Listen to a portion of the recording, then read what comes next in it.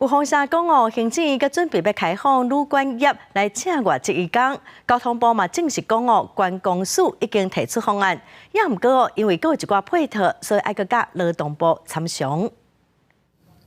疫情了后，旅宿业欠工的问题真严重，尤其是以做清洁工作的房务员上案。交通部表示，这段时间经过甲劳动部长长时间讨论了后，观光署已经提出初步方案，要由劳动部来做确认，包括开放人数，也有开放职缺、就业的年限等等，拢要兼顾无败钱本地就业。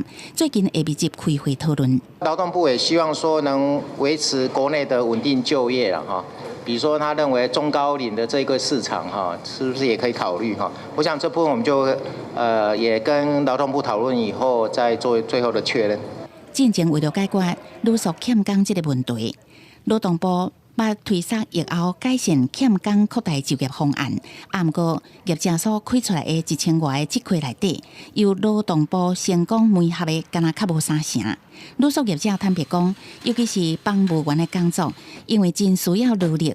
中高龄第二就业的求职者无一定有法度做，少年求职的人无啥愿意做。你做开放移工，确实会当补足一寡人力。尤其像是我们现在缺工的缺口1200人，其实70%以上都是房务。那像这个其实是重劳动的工作我们也知道非常辛苦，有蛮多的现在的求职者，他宁愿选择去跑外送。好，所以其实对我们旅宿业者来说，我们最困难的是我们欠缺稳定的劳动力。不过，对旅宿业可能开放聘雇外国籍移工，劳团大部分是持反对的态度，认为各行各业拢欠工，问题是因为薪水上少。对这件代志，旅宿业主管机关观光署表示，会持续收集各界所提供的专业意见。